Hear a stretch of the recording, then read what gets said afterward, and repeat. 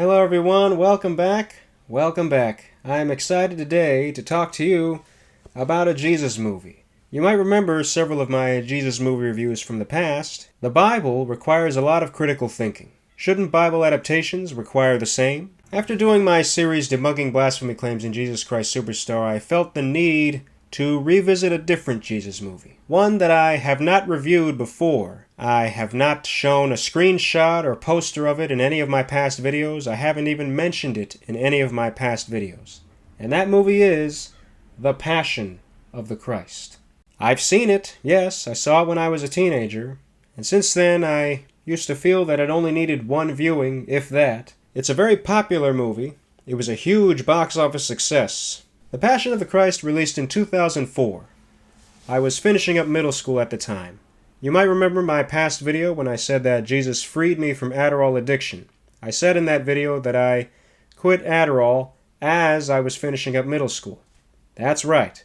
I saw The Passion of the Christ at the very start of my Adderall recovery phase.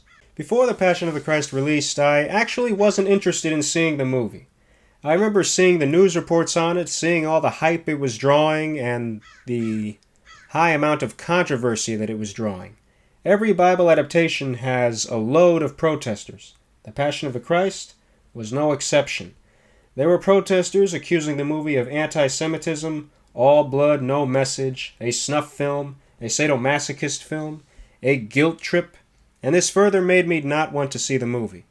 When it released, I remember checking Rotten Tomatoes back when I could trust critic reviews, and I saw how low the reviews for the movie were. This further made me not want to see the movie. Still, I saw the movie with my parents and my sister. One of my sisters. My little sister wasn't in kindergarten yet. We knew she wouldn't understand this story at the time, and she didn't see it yet. Honestly, when I first saw the movie, I felt that I was watching a powerful picture. For its score, camera angles, close-ups, slow motion, blood, it gave me this powerful feeling that stayed with me for a little while after. In the years following, that powerful feeling that I had when I first saw it didn't stay with me. In college, when I was attending film school, I had several classmates who flat out hated the movie, also calling it a snuff film, saying that it was 2 hours of watching a man get beaten to death. It's worth noting, some of those classmates were atheists. Soon after college, I started attending a good church that teaches us how God is connected to our lives. That teaches you to have that relationship with Christ and to be grateful for the many great things that Jesus did for you. In attending church, I've met some fellow Christians who praise the Passion of the Christ. Some of them have even told me they've gotten non-believers to watch the movie and start thinking about Christ after seeing it. Even producer Dallas Jenkins of The Chosen has shared his high praise for The Passion of the Christ. Director Mel Gibson and the cast and crew of The Passion all stand by their gratefulness to have made the movie. I still hear some people accuse the movie of anti-Semitism. Some of those accusers are themselves atheist. Isn't atheism anti-Semitic? Mel Gibson has always said he was going for the accuracy of the time period.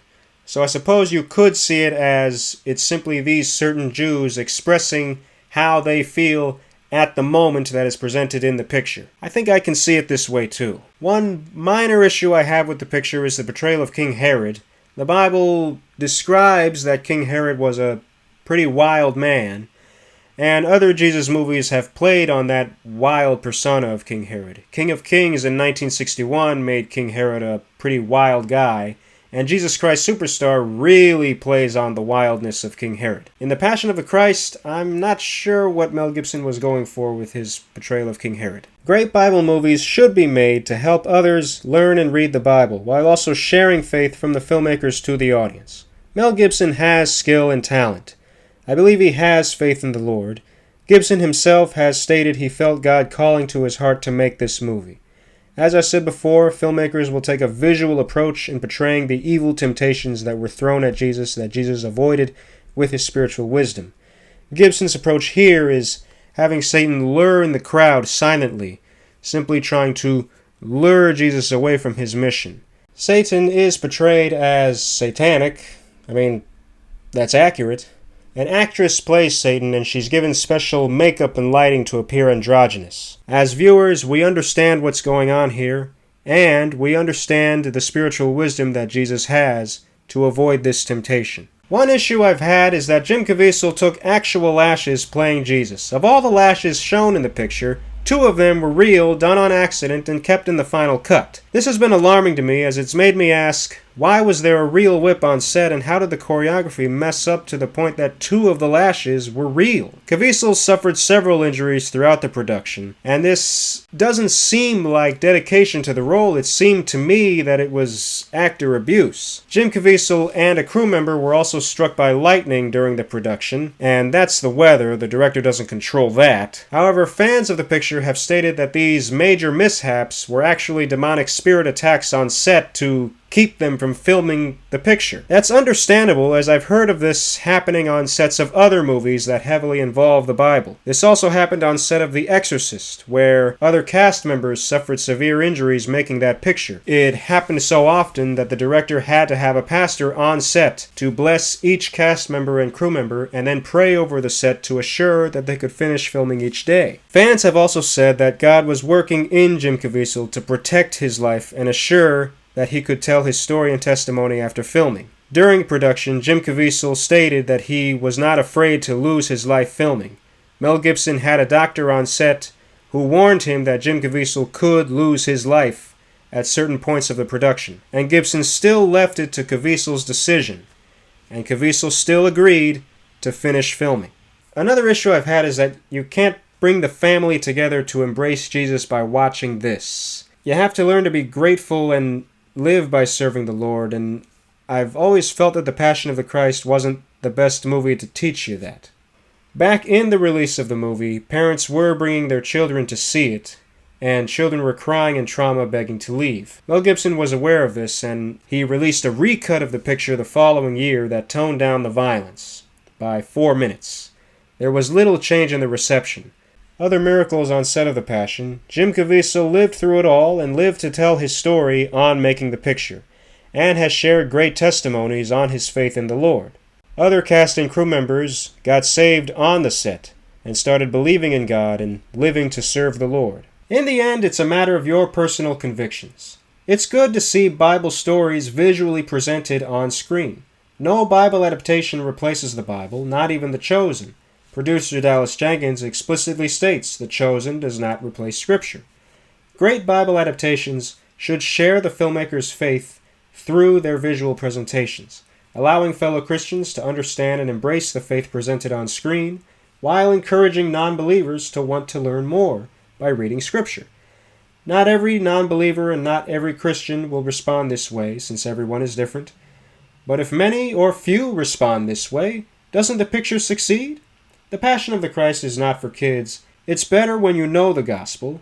Then again, great Bible movies are better when you know the Bible. I certainly won't make you watch this movie, and you shouldn't force yourself to watch this movie. It's up to you.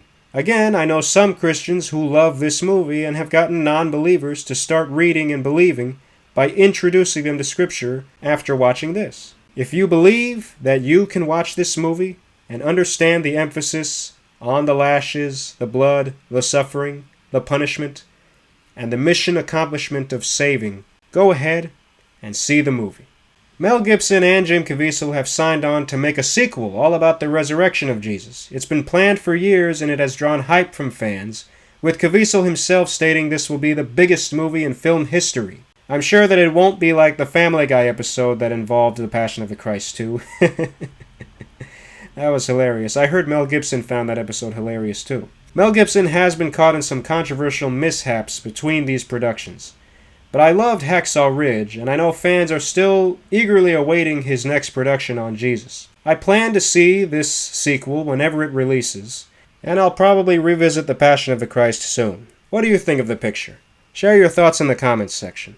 Like and share if you enjoyed the video, and if you haven't already, subscribe for more videos, hit the bell if you want notifications. I am creating for you. Have a great week and a great life, and always love yourself for who you are. Godspeed. Be sure to watch my previous series, Debunking Blasphemy Claims in Jesus Christ Superstars, so you can understand why I was inspired to make this video that you just watched. Trust me, it will help you better understand why we have Jesus movies.